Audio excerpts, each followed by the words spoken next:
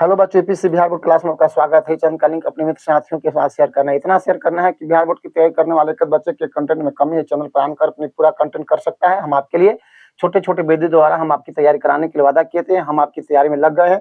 आपका ड्यूटी है कि वीडियो को शुरू से अंत तक देखना है और अपने मोबाइल में स्टेटस फेसबुक इंस्टा पर लगा लेना है। 4 दिनों से क्लास नहीं हो रहा था, इसका मतलब ये नहीं है कि यूट्यूब पर क्लास नहीं होगा, क्लास होगा। कुछ हम डिस्टर्ब है, लेकिन अब सही हो गए हैं। अब प्रतिदिन क्लास होगी। ऑफलाइन में भी बंद था, यूट्यूब पर भी बंद था। तो चलिए यहाँ से क्लास स्टार्ट हो गया है। चलिए हम आपको ये बताते हैं कि प्रकाश के प्रवर्तन में हमने आपको 11 वीडियो पढ़ा दिया था, 11 लेक्चर। आज बरमाहा लेक्चर है, तो वो सब वीडियो नहीं देखे तो जाइए और जाके आपको देखना है लेक्चर को और तब इसको देख लेना है। और ये अंतिम वीडियो बन रहा है बाबू, ताकि आपकी जो कमी है वो पूरा कर लेगा। और ये दर्पण सूत्र है, आपको ये अंतिम है। फिर दूसरा चैप्टर चालू होगा फिजिक्स के, प्रकाश के अपवर्तन प्रवर्तन खत्म हो जाएगा तो अपवर्तन, फिर हम आपके लिए मैथ सारे चीज लेके आएंगे। तो चलिए क्या अवतल दर्पण में सत्यापित करें 1/f बराबर 1/v प्लस 1/u होता है। तो चलो हम आपको यहाँ से सिद्ध करते हैं। थोड़ा वीडियो लंबा होगा, लेकिन वीडियो में बने रहना है शुरू से अंत तक। वीडियो में आपको क्या करना, बने रहना है। देखिए, हालांकि मैं इसका डायग्राम यहाँ पार दिया है और ये पार दिया है, तो हो सकता है कि कई बच्चे की समझ नहीं आएगा ये डायग्राम। तो हम इसी डायग्राम को हम पुनः एक बार यहाँ पारना चाहते हैं कि देखो क्या है। सबसे पहले आपको क्या पारना है, अवतल दर्पण पारना है। यही अवतल दर्पण है। फिर क्या करना है, यहाँ देखिए अवतल दर्पण हमने पार दिया है। ध्यान से सुनना बाबू, ईमानदारी से मेहनत करो, हम आपके लिए ईमानदारी से मेहनत करेंगे। चलिए, ये प्रधान अक्ष है, ध्रुव है। यहाँ ले लो बाबू, क्या है, यहाँ आपको एफ लेना है। यहाँ भाई क्या लेना है, यहाँ आपको सी लेना है। और मान लो कि हम यहाँ आपको क्या लेते हैं, यहाँ वस्तु लेते हैं। यहाँ हम आपको यहाँ वस्तु ले लेते हैं, समझ गए। ये वस्तु ले लिए हैं। अब बताओ, ये वस्तु लिए हैं, ये वस्तु यहाँ ए नाम दिए और यहाँ नाम क्या दिए हैं, बी दिए हैं। हो गई। अब यहाँ के बाद क्या है, मुकज के समांतर गया है, तो ये फोकस से ही होकर क्या करेगा, यहाँ से निकलेगा। रुक जाओ 1 मिनट, यहाँ आपको यहाँ से लेकर ही निकलेगा। बताओ, ये तो क्लियर हो गई है। तो क्लियर हो गई, सीधा चला, टकरा के एफ से गया है। चलिए, अब हम दूसरा किरण क्या से चला देते हैं बाबू। दूसरा किरण हम चलाते हैं सेंटर से चलाते हैं। देखो, सेंटर से किरण चला दिया है। सेंटर से जाने वाले किरण सेंटर पर ही लौट जाती है। वस्तु कहाँ रखा है, अनंत और सेंटर के बीच। प्रतिबिंब कहाँ बनेगा, सेंटर और फोकस के बीच। ध्यान से सुनना है। बताओ, वस्तु रखे हैं यहाँ, अनंत इधर है, आई सेंटर, अनंत सेंटर के बीच। प्रतिबिंब बनेगा सेंटर फोकस के बीच। जो प्रतिबिंब बना है इसको नाम दीजिए ए डैश और क्या कहिए बाबू, बी डैश। ये प्रतिबिंब की ऊंचाई है, ए डैश बी डैश। ये भी है जो वस्तु की ऊंचाई है, समझ में आ रहा होगा। और यहाँ पे देखो एक कोण है, यह कोण एक मान लो कि क्या कहो, कोण एक है। और यहाँ पे जो यहाँ कोण है, इस कोण को क्या कहना बाबू, ये कोण को क्या कहना, यह कोण को दो कहना है। कोण एक है, दो कोण दो है। क्या ये समकोण है ना। इसको नाम दीजिए, दर्पण को नाम दीजिए एम और यहाँ क्या नाम दो, एम डैश। एम डैश एक अवतल दर्पण है। देखो डेरिवेशन लिखे हैं, माना कि एम डैश एक अवतल दर्पण है जिसका ध्रुव P है, वक्रता केंद्र C है, और ए बी क्या है, ए बी क्या है, वस्तु की ऊंचाई है जो अनंत और सेंटर के बीच, अनंत और वक्रता केंद्र के बीच रखा गया है।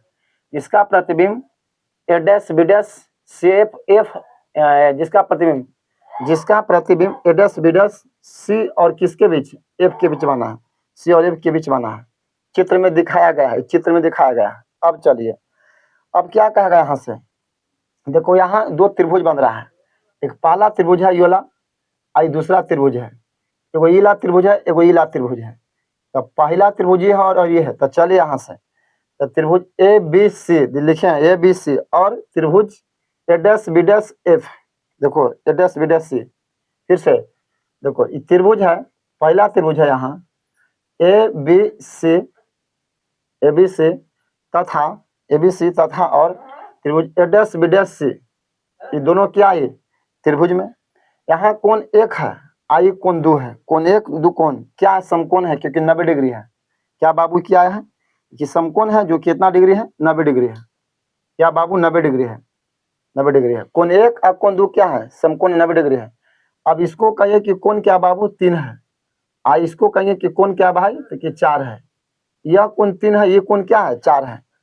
कोण 3 कोण 4 इस समूह कोण है। जब दो कहता है कि जब दो रेखा एक दूसरे के क्या करता प्रतिच्छेद करता है तो उसकी समूह कोण, जब दो रेखा एक दूसरे के क्या करता है प्रतिच्छेद करता है तो उसकी समूह कोण इला कोण बराबर होता है समूह कोण से। तो इसको कोण 3 कह देंगे और इसको कोण क्या कर देंगे 4 कर देंगे। तो यह कोण बाबू क्या है 3 है कोण 4 है। यही देखिए कोण 3 है आई कोण 4 है समूह कोण से। जब किसी त्रिभुज की दो कोण समान हो जाता है बराबर हो जाता है उस त्रिभुज क्या हो जाता है, जिस किसी त्रिभुज की दो कोण समान हो जाता है मान कि एक समान हो जाता है तो वह त्रिभुज समरूप हो जाता है। तो कहेंगे कि त्रिभुज ए बी सी और ए डैश बी डैश सी क्या यह समरूप है। क्या बाबू यहाँ समरूप है, देखो लिखे हैं ए बी सी त्रिभुज ए डैश बी डैश क्या है समरूप है। जब दो त्रिभुज समरूप है तो उसकी संगत भुजा भी क्या होता है बराबर होता है लंब बटे लंब आधार बटे आधार। जब समरूप होगा तो एकर लंब होगा और बटा एकर लंब होगा है ना। एकर लंब ए बी तो एकर लंब ए डैश बी डैश, एकर आधार ए सी इसके आधार ए डैश सी है ना। तो यही लिखे हैं कि जब दो त्रिभुज क्या है समरूप है तो एकर लंब ए बी एकर लंब ए डैश बी डैश एकर आधार ए सी इसको आधार ए डैश सी समीकरण क्या है बाबू पहला है। उम्मीद है कि आपको समझ में आ रहा होगा, वीडियो लंबा होगा थोड़ा सा, समझ गए। अब चलिए अगला त्रिभुज देखिए। अगला त्रिभुज यहाँ देखो, अगला त्रिभुज यहाँ देखना बाबू। अगला त्रिभुज मान लो कि कितना बाबू ये 4 था ना तो इसको 5 कहिए और यहाँ एक लंब डालो। देखो यहाँ नाम दो n था और यहाँ नाम दो s, तो इस पर हम देखो लंब डाल दिए तो यहाँ एक हो गया 6, तो 5वां और 6ठा ये भी समकोण है। देखो तो त्रिभुज ए डैश बी डैश एफ कहता है कि त्रिभुज देखो क्या कहता है कि n कहता है कि देखो यहाँ एन एफ एस और ए डैश बी डैश एफ में कोण 5 आई कोण 6 क्या ये समकोण है यानी कि 90 डिग्री है। कितना डिग्री है 90 डिग्री है। उसी प्रकार से यहाँ कहेंगे कि ई वाला कोण यानी कि इस कोण को हम लोग क्या कहेंगे, इस कोण को कहेंगे कि 7 है, इस कोण को कहेंगे कि 8 है।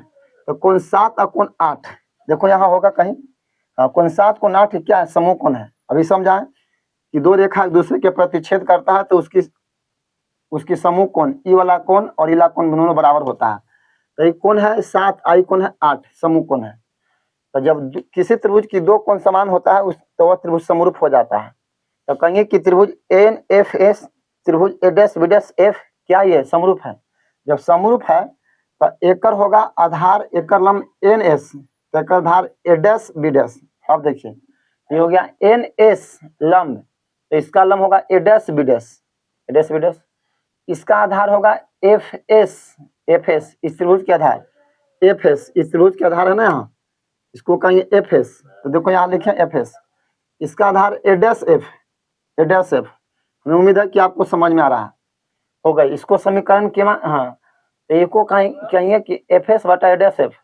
अब क्या है कि अब देखिए अब आपको यहाँ थोड़ा सा समझा देते हैं कि देखो यहाँ जो इस प्रकार से ऐसे किया हुआ है बाबू, यहाँ एन है यहाँ पी है यहाँ ए है योला यहाँ बी है। तो आयत है तो आयत के आमने सामने की भुजा बराबर होता है।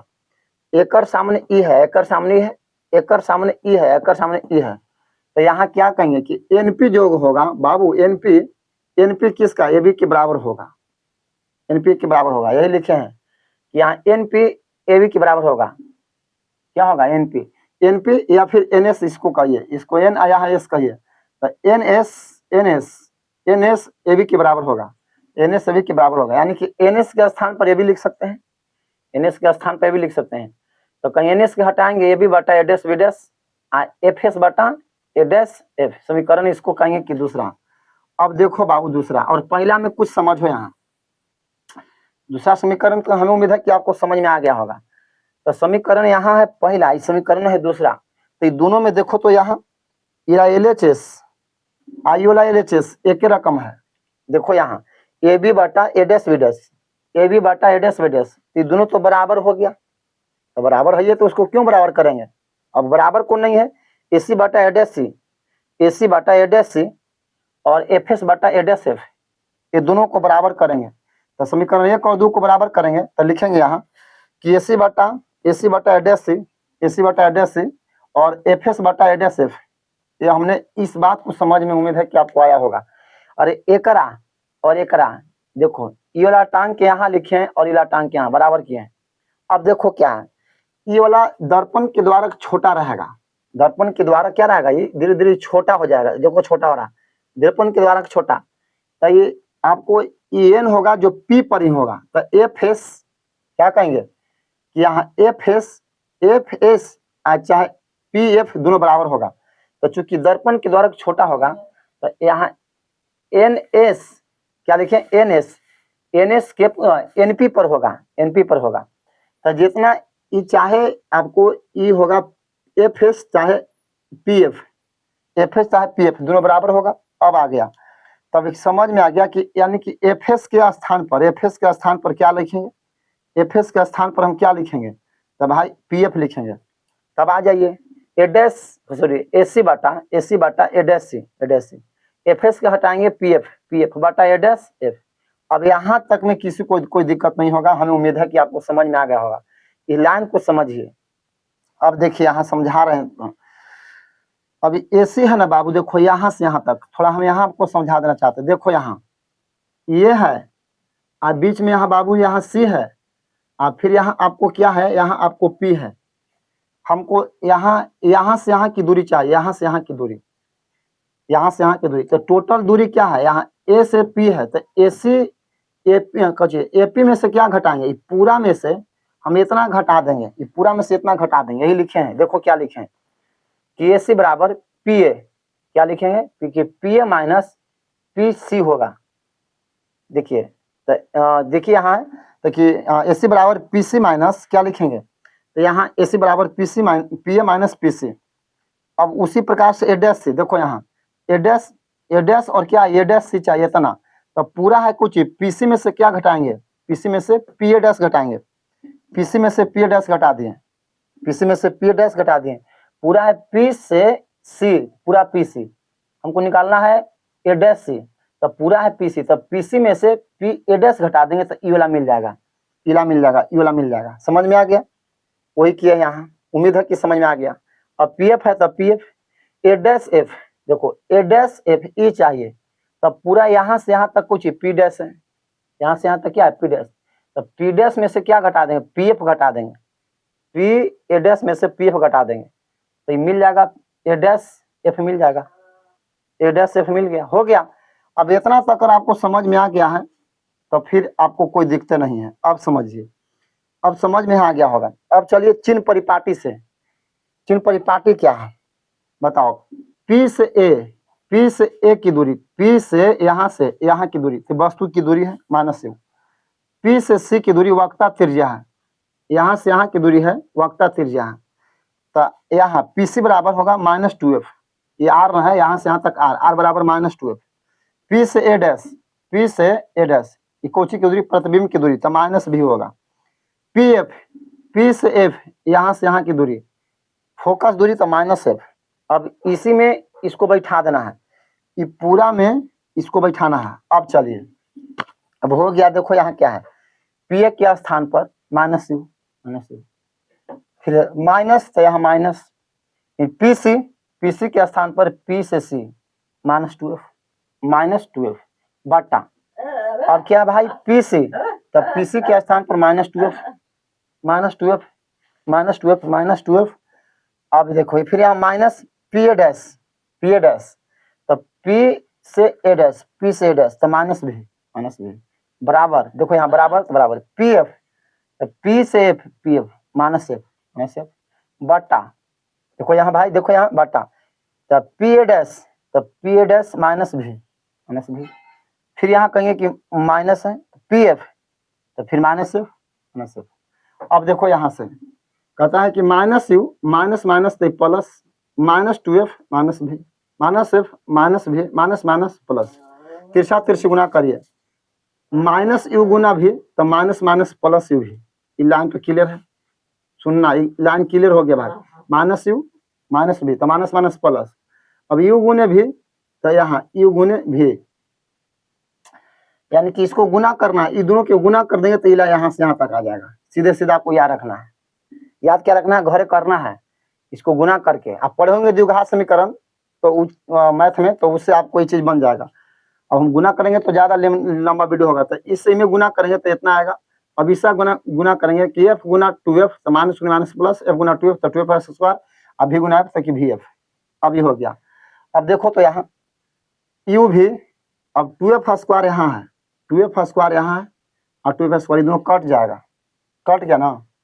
तो बताओ ये सब है ना, ये -2vf है, -2vf। देखो यहाँ यू भी ऐसे रह दिए, माइनस में तो प्लस में आ गया, बराबर की कटी प्लस में, माइनस में तो प्लस में आएगा। यू भी यहाँ देखो, यू भी यूएफ क्या है, यूएफ। हमें आपको उम्मीद है कि लाइन आपको समझ आ गया। यू भी जब उसके पास माइनस में तो प्लस में इकट्ठी लेके आ गया, इकट्ठी लेके आ गया। अब यहाँ से समझिए, यहाँ क्या है कि देखो भाई कि कहता है कि यहाँ 2f भी आई वी एफ, 2vf में से एगो vf घट गया, तो यू भी बराबर vf plus UF, F plus UF, है ना, समझ में आ गया। अब यहाँ से यू भी बराबर एफ भी प्लस यू भी, अभी दोनों तरफ इधर भी भाग देंगे, यू भी एफ से इधर भी भाग देंगे, यू से यू खत्म, भी से भी खत्म, यू से यू खत्म, भी से भी खत्म, 1/f, एफ से एफ खत्म, भी से भी खत्म, 1/u प्लस यू से यू खत्म, एफ से एफ खत्म, 1/v, 1/f बराबर 1/v प्लस 1/u। यही था दर्पण सूत्र। जब कहेगा कि दर्पण सूत्र का फूला तो 1/f बराबर 1/v प्लस 1/v।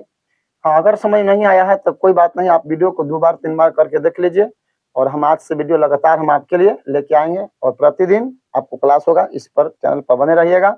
वीडियो को 2 बार देखिएगा, इम्पोर्टेंट है, वेरी वीवीआई है, एकदम वीवीआई है, इसको बोर्ड में लड़ेगा ही लड़ेगा, और इस बात की गारंटेड है। तो चलिए हम आप लोग दूसरा चैप्टर पढ़ाएंगे, और सोच रहे हैं कि मैथ जो त्रिकोणमिति पढ़ा रहे थे उसको अब आगे यहाँ से बढ़ाएंगे, और मिलेंगे कल की क्लास में। आज की क्लास यहाँ तक, बाय, टाटा।